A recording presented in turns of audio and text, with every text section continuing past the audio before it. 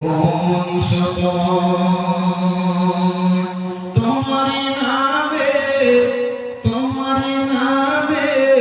আনন্দ দুলি, তোমারি নামে দুনিয়া ভরি, কি জাদু মাখায় নামে দে।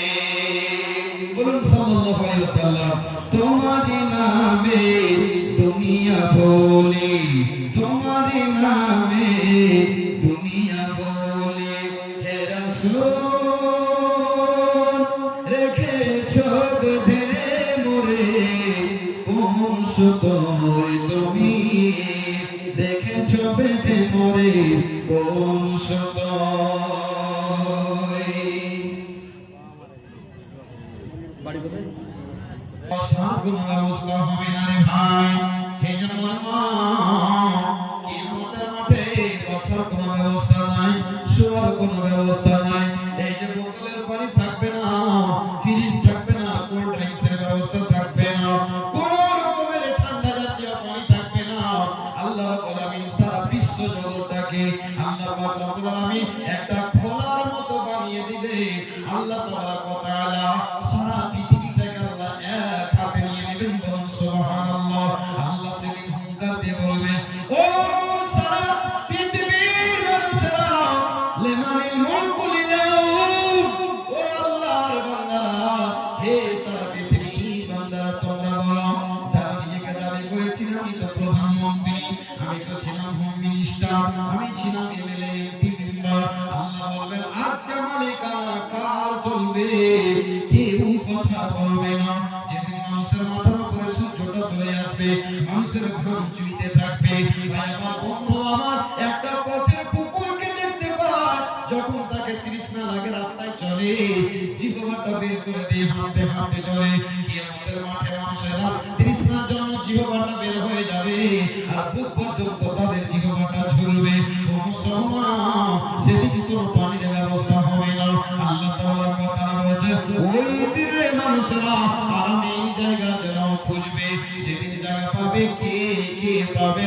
আল্লাহর নবী বললেন, যাদের অন্তরখানা মসজিদের দিকে ঝুলে থাকে, তারা আল্লাহর রহমতে ছায়া তলে স্থান পাবে।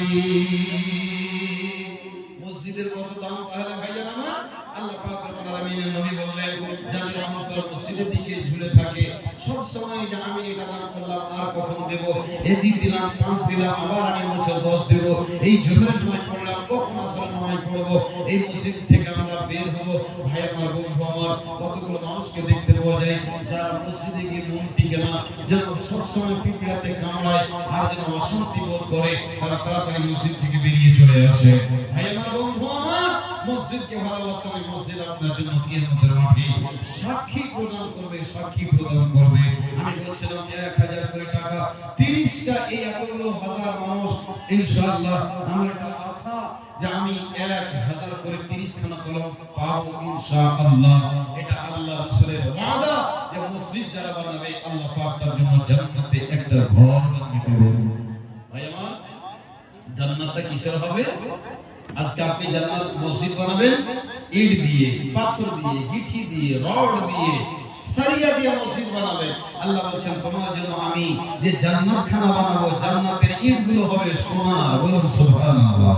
এত ঝকঝক করবে কিয়ামতের মাঠে মুমিনদেরকে আল্লাহ যখন বলবেন, ফেরেশতাদেরকে, ওয়াসিকাল্লাযীনা তাকাউ, আল্লাহ তাবারক ওয়া তাআলা যখন বলবেন জান্নাতীদেরকে তোমরা নিয়ে এসো, ফেরেশতারা যখনই মুমিন বান্দাদেরকে ধরে নিয়ে যাবে, যেমন আপনাদের গ্রামে আজকে জালসা হচ্ছে, আপনার যদি বিহাই আছে, বিহাই বেটা আছে, আপনার দুঃস্থ আছে, আপনি তাকে বলেন, ভাই চল আমার বাড়িতে একটু খাওয়া দাওয়া করে নে, তখন বলে আমি খেয়ে এখনই আসলাম। না, যদি আপনি খানা না খাবেন, তো আমার বাড়িতে চলুন একটু নাস্তা করবেন, বলি কি বলি না? আল্লাহ ফেরেশতারা জান্নাতি মুমিন বান্দাদেরকে এইভাবে কোলাকুলি করে সুন্দর করে আদরের সাথে নিয়ে যাবে। আর যাওয়ার পর যখন জান্নাতের দিকে যাবে, এমন জান্নাতের সুগন্ধ, জান্নাতের এমন সেন্ট ছড়বে, আল্লাহ মুমিন বান্দা তখন আনন্দ হয়ে সেই জায়গাতে বসে পড়বে। বলুন সুবহানাল্লাহ। আল্লাহ ফেরেশতারা তখন বলবে, ও আল্লাহর মুমিন বান্দা, এখন জান্নাতে তুমি যাও, মনি, তখন বলবে আরো চলো আরো চলো আরো চলো। নবী যখন হাঁটতে থাকবে যেন জান্নাত থেকে সুগন্ধি ছড়বে। তাদের জন্য রে ভাই যারা আল্লাহর জন্য মসজিদ বানাবে, যখন জান্নাতে গেটে যাবে তখন যেন বসে পড়বে জান্নাতি বান্দা, আল্লাহর নবীর বান্দা। তখন ফেরেশতারা বলবে ওই আল্লাহর গোলাম, ওই আল্লাহর নবীর বান্দা, এটা জান্নাত নয়, চলো ওঠো ওঠো ওঠো। চলো এই যে দেখতে পাচ্ছ, যখনই আল্লাহর নবীর বান্দা ওখানে বসবে রহমতের ফেরেশতারা তাকে উঠিয়ে বলে চলো। যখনই দরজাটার কাছে যাবে দেখে যেন হতভম্ব ওয়াফাত হয়ে যাবে, আর বলবে হায় রে আল্লাহ এত সাদের জায়গা। ভাই আমার বন্ধু আমার আল্লাহ বলেন ইন্নাল্লাহ আশতারা মিনাল মুমিনিনা আনফুসাহুম বিআন্না লাহুমুল জান্নাহ। আল্লাহ বলেন মুমিনরে তুমি আমাকে মাল দাও, আমি মালের বদলে তোমাকে জান্নাতের সওদা করব।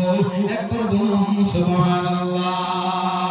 মুমিন তুমি জান দাও তোমার মেহমানদের মসজিদের জন্য, জালসার জন্য যারা জলসা করেছেন বন্ধু আমার, এক মাস থেকে দৌড়াদৌড়ি করলেন, কত না পায়ের সোপা ছিঁড়ে গেল ছাতা করতে গিয়ে, আর এদিকে ওদিকে করতে গিয়ে আল্লাহ তাআলার কথা ওই ধরনের লোকগুলোকে বলবেন হে আল্লাহর গোলাম চলো তোমরা জান্নাতের দিকে। যখন জান্নাতে যাবে এত আনন্দিত হবে, আনন্দের শেষ হবে না। আল্লাহ এত খুশি। জি